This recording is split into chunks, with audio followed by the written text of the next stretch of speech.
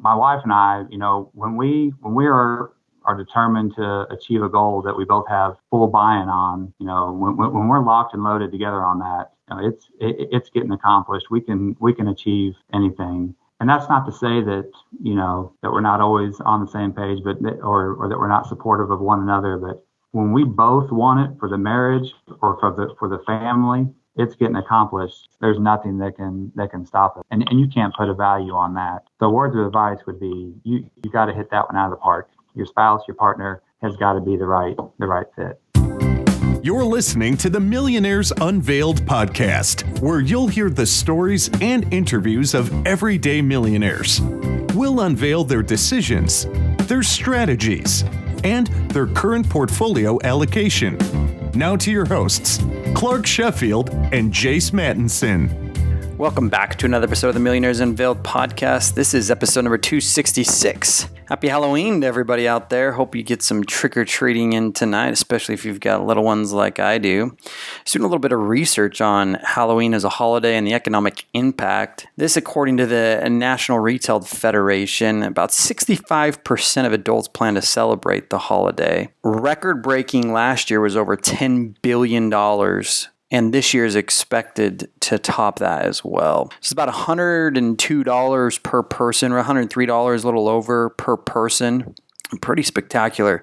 Halloween has continued to grow since the pandemic, getting back to pre-pandemic levels, which I think most of us would probably expect. This is the second largest economic impact in this country as far as holidays go, behind Christmas. About $575 million is spent at least on Halloween pumpkins, which exhausts about 80% of the pumpkin supply in the United States.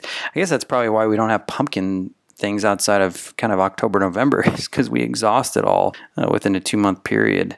The number one most popular Halloween candies are Reese's Cups, followed by Skittles, M&Ms, and then Starbursts, which is interesting because personally, I feel like as we've been doing all of these kind of fall festivities and October festivities, I feel like I see the Snickers everywhere, but that doesn't come up until number 8 on the list. So yeah, just some fun things to think about, the economic impact of Halloween as a holiday. Hope you enjoy. Everybody stay safe out there and enjoy the holiday. Hope that we have some great costumes this year in your neighborhoods. Wanted to start off today, actually got a great comment from a listener. This was actually a review left on iTunes.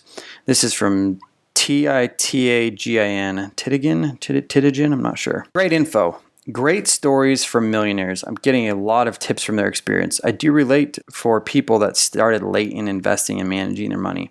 I'm from the Philippines and my family never talk about money. I had to make myself educated, so proud that slow and steady and becoming intentional with my money. I feel so secured and in peace for whatever emergencies come my way and maybe retire a little early. Thank you so much. Once again, that's from Titigan in the Philippines. Hey, I appreciate your review.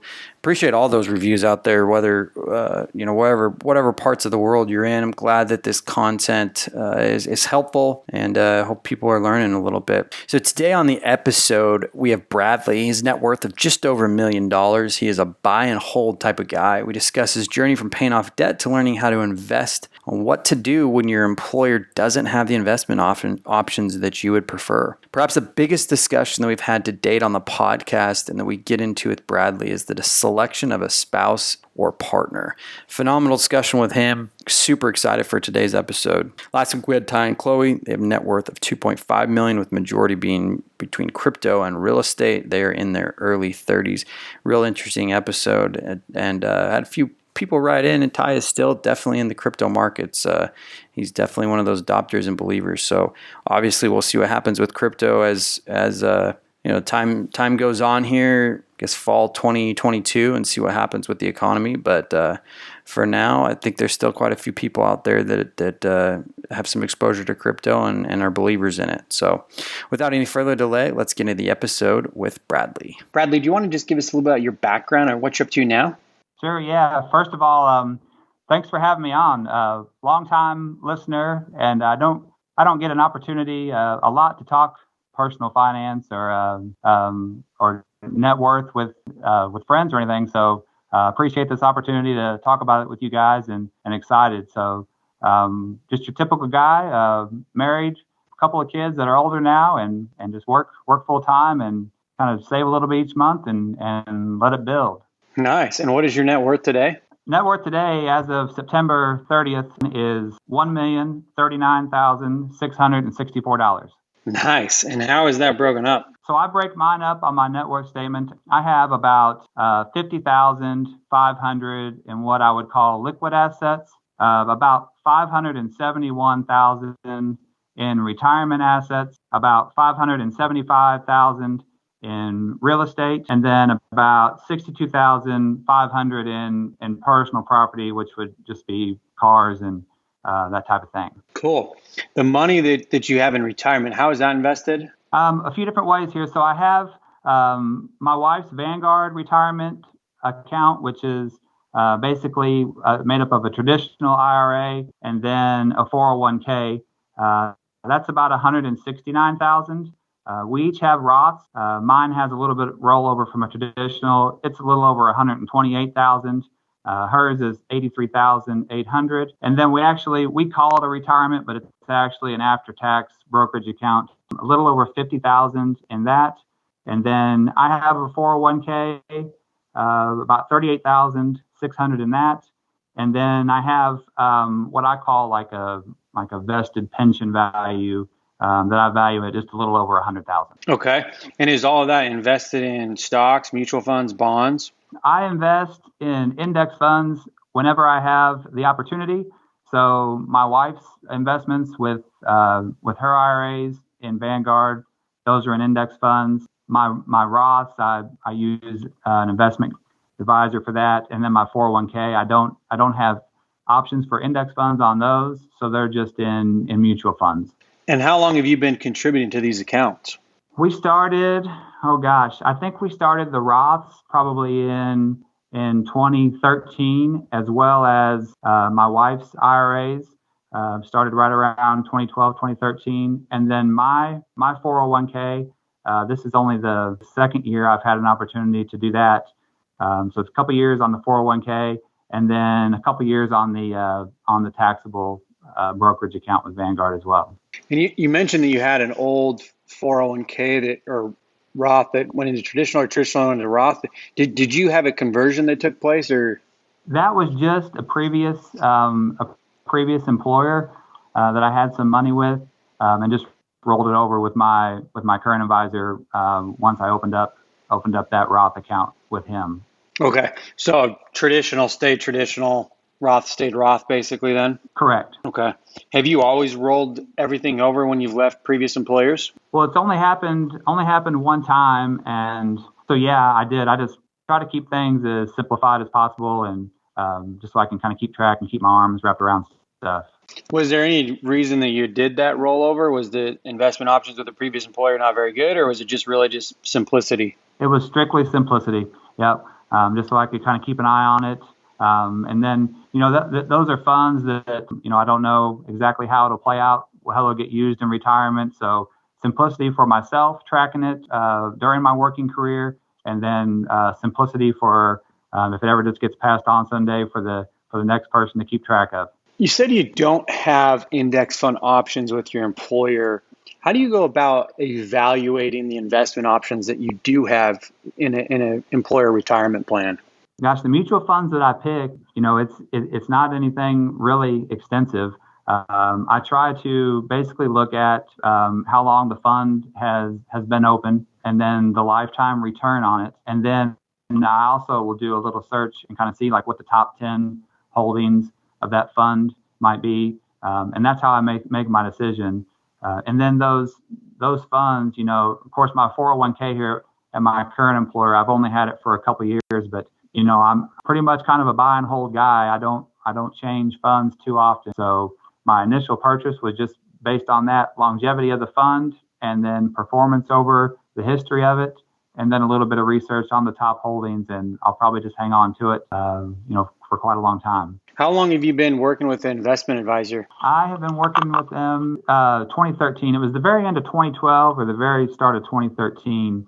I started the Roth account, so started working with one then. Now, to be honest, as I've kind of learned more and researched more, like my wife's accounts, I just recently rolled over from an advisor to Vanguard, and kind of become more of a believer in the index funds, and kind of going that route forward. But the Roths and my traditional, I'll probably keep them parked where they're at for now. But who knows, down the road may look at rolling those into index funds as well. Do you remember what your net worth was approximately when you engaged with that investment advisor the first time? Oh gosh, my wife and I were talking about that, trying to figure out. We a little background. We were kind of Dave Ramsey folks, and really attacked our debt really hard, which we believe was in about 2010, 2011. We think we had, it's just working off memory, we think we had about 75,000 in consumer debt, and 75,000 in on our home at that time, so 150,000. And we think we paid off that consumer debt. Took about 18 months, maybe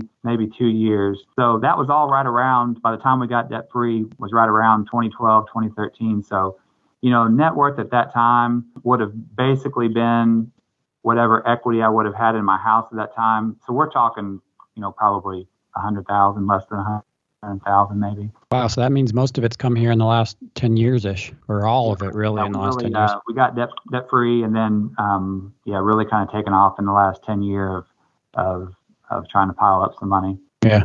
So Bradley, let me just give some context for our listeners, because a lot of people write in and ask about age. So you're young 40s. In terms of debt, how much debt did you have? You just mentioned the debt, consumer debt. Did you have anything else besides that? What was your total debt amount? That debt, that 75,000 was made up. We had about 55,000 in student loans at that time. And then we actually had another rental house at that time that we ended up just kind of lumping that in as consumer debt, and making the choice to pay that off at that time. And then we didn't have any credit card debt. We may have had a small car loan, but the bulk of the consumer debt was student loan debt. And then I said the other half, we owed about 70 on our house, 75 on our house at that time. Okay.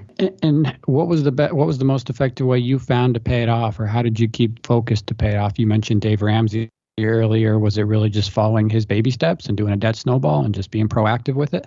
That's exactly how we did it. Yep, we followed the plan, just like he lays out.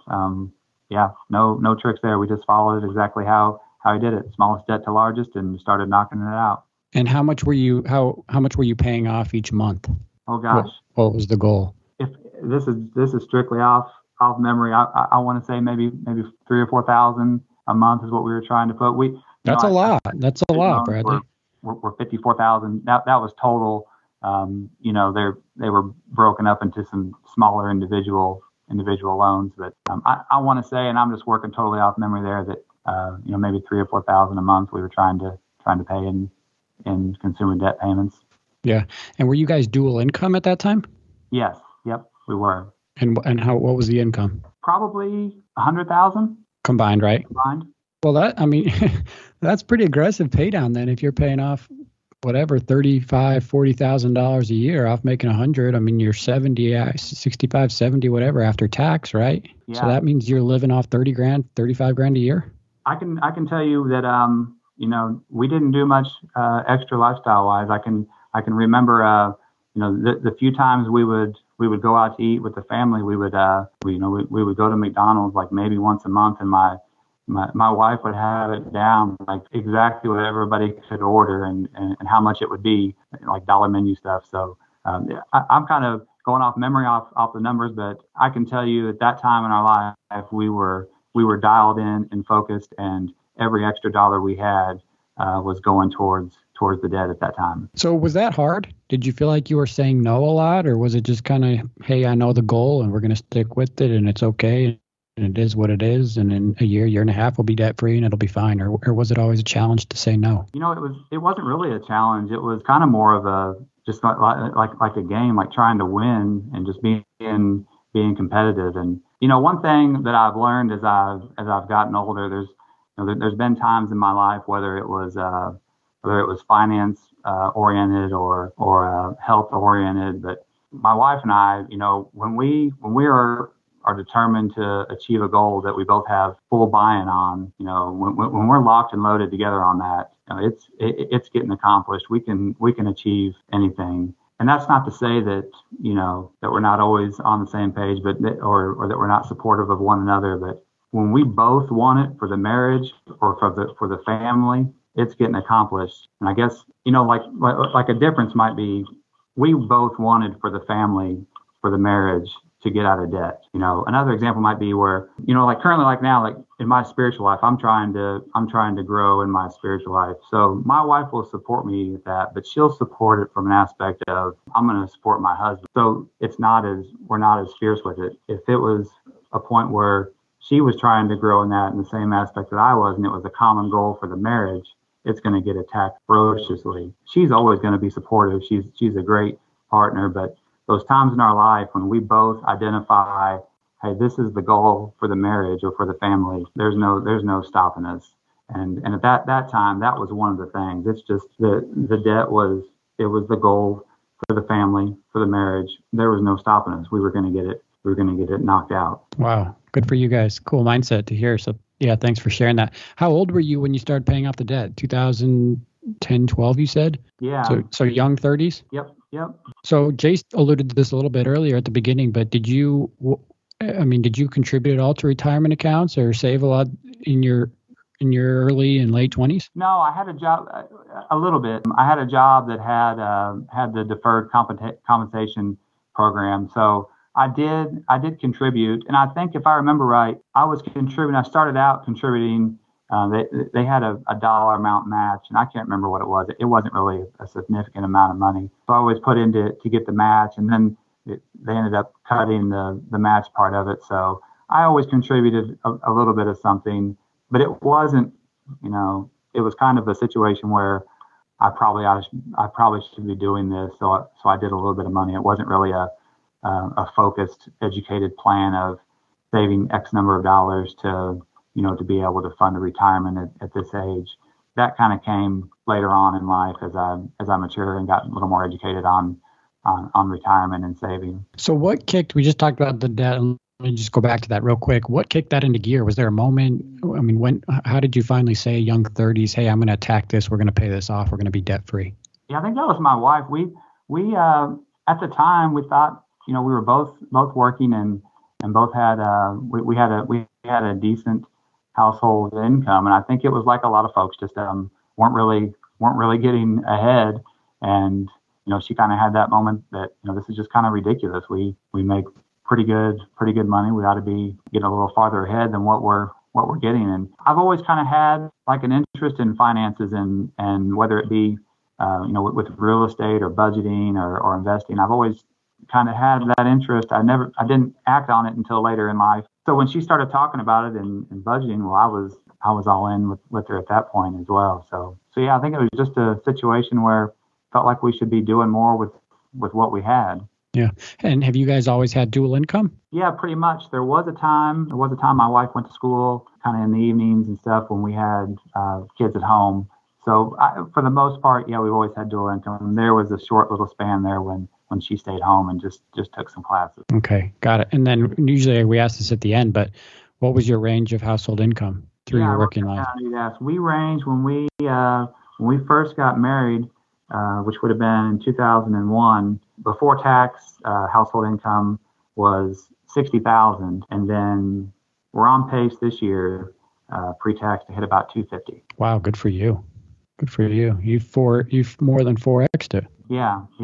So Bradley, how did all this get started? Did you learn about personal finance growing up? Was this pushed at all? How did you start learning about all this personal finance stuff and get into it?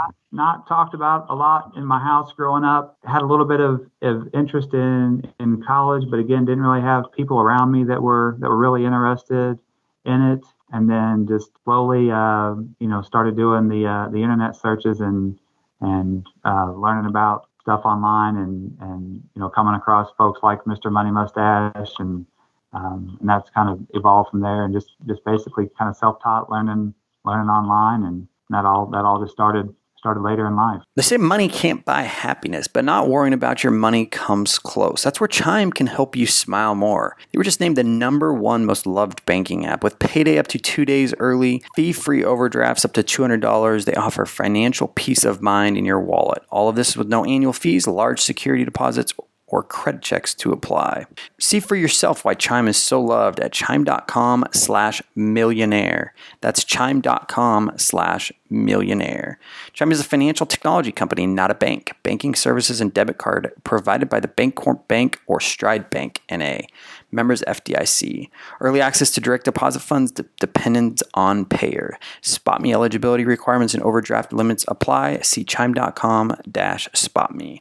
Chime was the 2021 number one most downloaded banking app in the United States according to Apptopia. Bradley, is there a person or forum or website that has been super influential in your journey and learning about personal finance? Yeah, so mostly what I've learned about lately, I've spent a lot of time kind of reading about and listening about the index funds. So, read the Simple Path, but really, most of the stuff that I read and people I talk to, it's kind of the keep it simple lifestyle. So I really kind of follow more stuff and read more stuff that would just keep me motivated more than anything. So podcast wise, I listen to you guys. That keeps me motivated, keeps me on track. I also listen to like Choose FI, Stacking Benjamins, those kind of podcasts, and even follow a few people on Twitter that mainly, like I said, it's just to kind of keep me motivated, keep me on task, and keep me focused. Is there a specific goal or net worth that you're trying to hit down the road? Not really. And I thought you guys would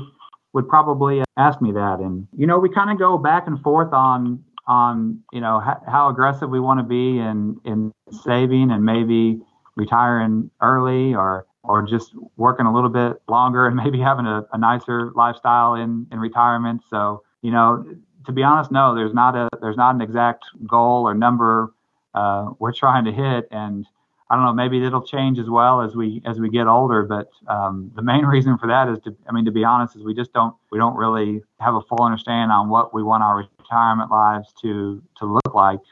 So we haven't really decided on the number. So right now, I would describe our saving as we try to save as much as we can now, basically for options. So when we do decide to make that choice on what it's going to look like, or when we're ready to make the decision on what retirement's going to look like, hopefully we'll have a large enough nest egg that there'll be as many options as possible. Would you say that you have found joy in your career and your work? I do, yeah.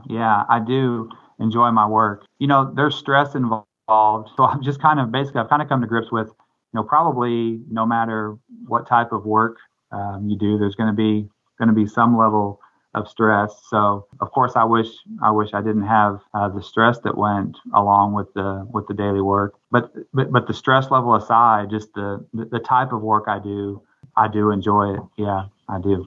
Do you think that's been critical to your success in growing your income 4x? Yeah, it has. There's always a trade-off though, right? There's always going to be a trade-off. So did it make me more successful? Well, it's obviously it created a situation where my wife and I could save more money. But, so it depends on how you define success. So the trade-off would be, yeah, I've saved more money.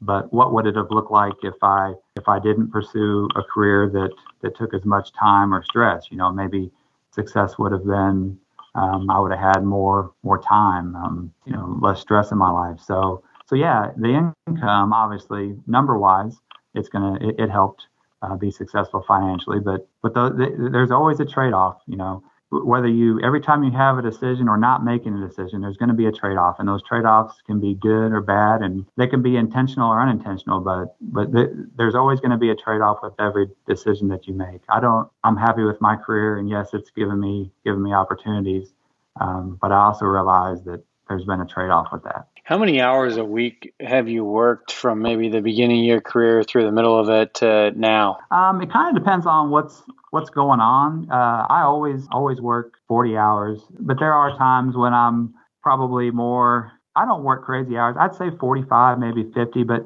it depends. That's not week in and week out. It kind of depends on what's going on, and then of course like the time of year, end of year and the quarter stuff.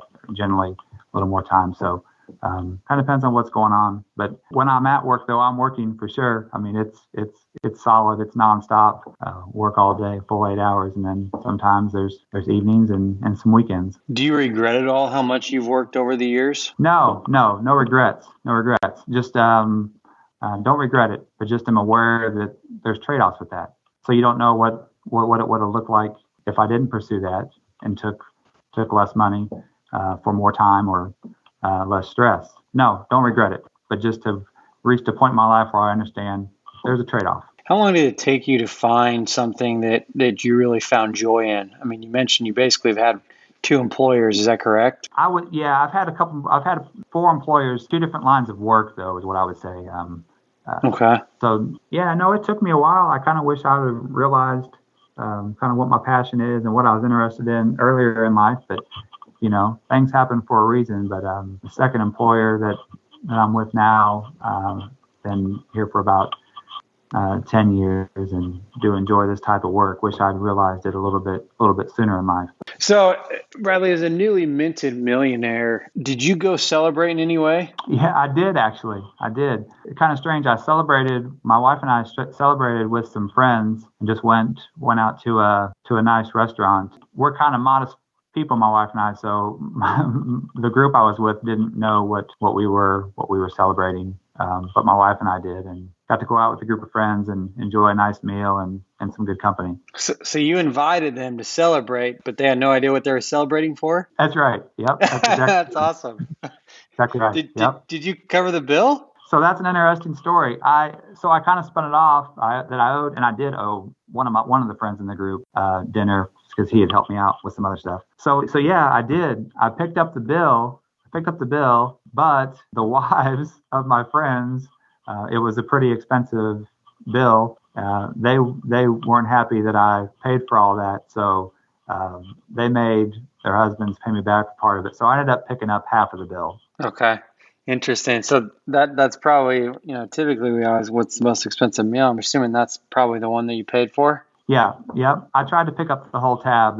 Just the wives weren't of my friends weren't having that, and they made them pay me back at least part of it. That's funny. Is there any particular item or experience or trip that you want to go on now that you've become a millionaire and maybe can, quote unquote relax, or it's not as big of a deal to spend a few G's on something? I'll tell you, my wife would say Hawaii. She has always wanted to go there, and I imagine we will sometime. We'll see. So that's a trip that will happen at some point. I'd really like to do an Alaskan cruise at some point, so that'll probably happen. But yeah, those would be 2 things that my wife and we don't have it scheduled, but we'll check both of those boxes at some point. So Bradley, you mentioned Hawaii, obviously, but as the net worth has grown and as you got out of debt, have you increased your lifestyle? Have you spent more money? Not really. Not my lifestyle. No. We do take vacations, take some pretty nice vacations once a year. So my lifestyle, no. We've always kind of taken a nice vacation. I have kids in college, so my spending has increased for that. My lifestyle, no, it's pretty much stayed the same. Okay, and what about worrying about money through your life? Did you worry? Did you worry when you were in debt? Do you still worry now, or do you feel like you have a critical base? Because you're pretty evenly split between retirement accounts and real estate. Do you feel like you have a good base now that you don't worry, or do you still think about it? No, I don't. I don't worry. I would say that at the point in my life when I probably should worry, I probably wasn't smart enough to worry about it. So I didn't worry then, and no, I don't. I don't worry about it now. Kind of play it out and see how it goes. I'm pretty confident in terms of my work situation now, and if it happened to have to change, I feel confident that I could probably land a good job somewhere else. And we're pretty disciplined with our lifestyle and our spending. So no, I don't worry about money. I guess that's probably one of the good things that I don't think about enough and be thankful for. But no, I don't worry about money. Okay, so let me just jump back to your allocation here. I know you're pretty evenly split between the market and retirement accounts and real estate, so we haven't hit on real estate at all. Just big picture, what's the real estate portfolio? You have a primary home, I assume, and then a couple of rentals? Yep, that's right. Primary home, and then I have a few rental properties that generate an income, and they're nothing too big, mainly more to diversify for one. And then I've always kind of had an interest in real estate. So yeah, just diversification and interest. I think rental real estate's probably not for everybody. I enjoy it. I like properties. I like following values. I don't mind managing the rentals. So it interests me, and it allows me to be diversified a little bit. And those are all paid off. So are you guys totally debt free now? No, I do have some mortgages on the rentals. Okay. So net, what do they cash flow after mortgage payments and repairs? Well, so I have three rentals, and I have a mortgage on just one. And I probably do things a little different with that. So the mortgage I have on the one, I kept it as short as possible because I want to get it paid off. And I wasn't concerned about. I knew I had the personal income cover the payment if it was if it wasn't rented. So I have one mortgage on it, and that rent payment just basically covers the mortgage and the taxes and insurance. I think it makes me like $50 a month. But it's on a 10-year mortgage. Oh wow, that's pretty nice. Yeah. And then the other two I have, there's no mortgages on those, and they bring in about $750 a month. But of course, I'll have to pay taxes and insurance out of that at the end of the year. So is the thinking once these are all paid off to kind of have that money supplement your retirement? Do you plan to keep buying more in real estate? What are your thoughts there? I would like to buy more. Believer of that you make your money on a rental when you buy it. So I'll always have my eyes open to buy more rental properties. I enjoy having those. When they're paid off, at that point in my life, again, they'll give me options. If I still don't mind managing them and they're all paid off, I'll collect the income. If I'm tired of them, they're paid off, I'll sell them and cash out. But again, just another way to give me options down the road, depending on how I'm feeling, what my lifestyle is like. Yeah, and these are all single family, I assume, and pretty close to you. Yep.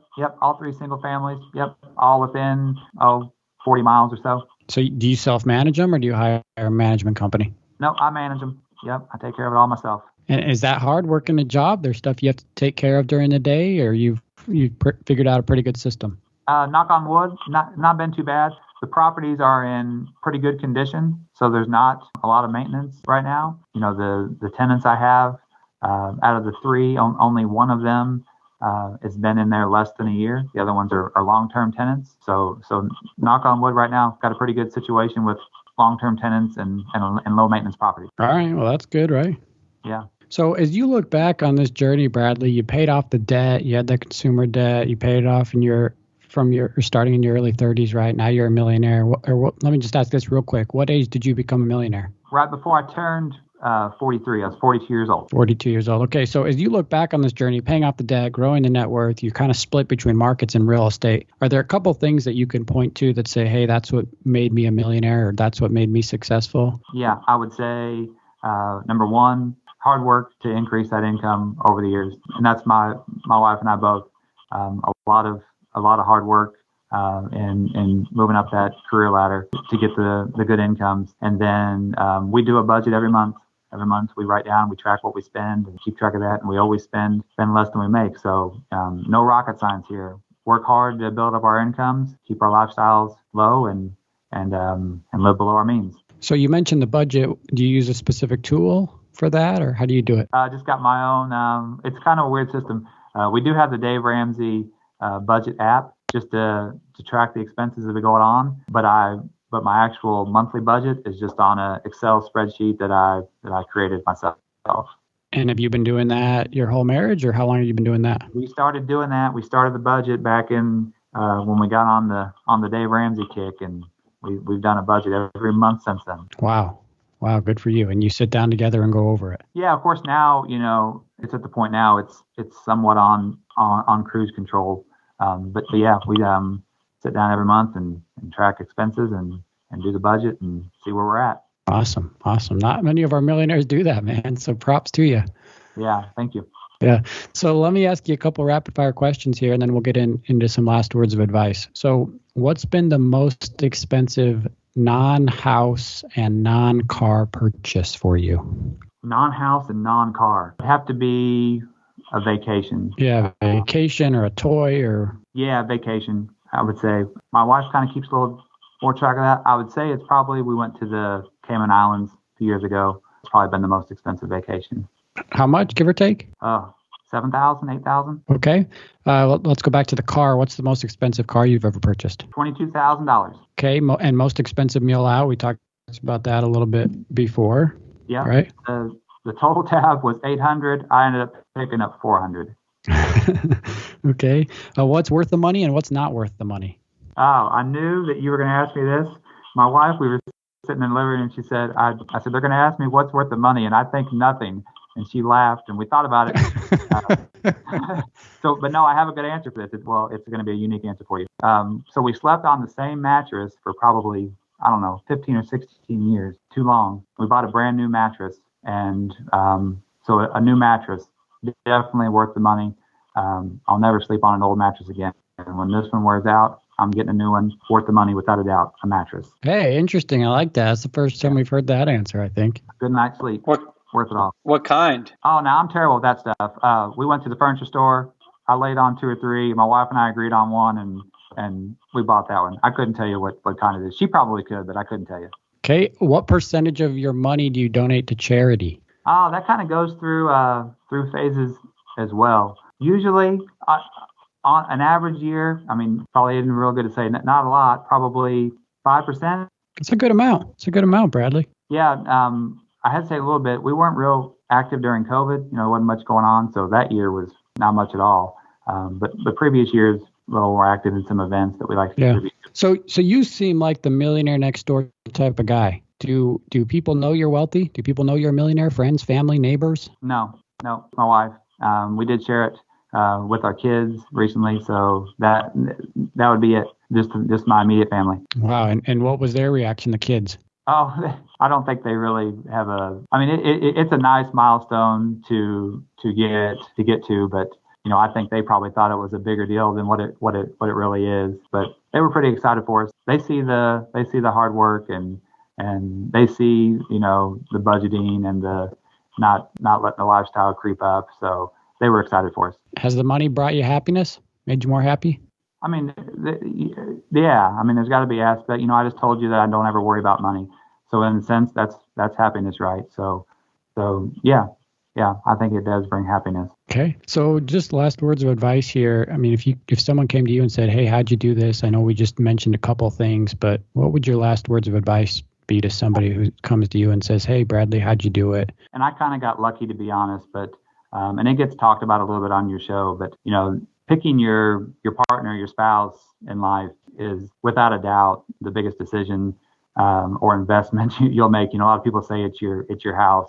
I think the biggest decision was my spouse, because a lot of times people will talk about the obvious, that if a marriage doesn't work out, the loss is usually 50%. But a lot of times it's not, the gains aren't talked about, and it's a little bit more difficult to calculate the gains. But without a doubt, I would tell you that I'm more successful in my career and as a father and as a person because of my wife. And I'd like to think that she would say the same thing about me. So biggest words of advice for me, without a doubt, would be, you've got to find that right spouse. You've got to find one that's going to make you better and one that you want to make better.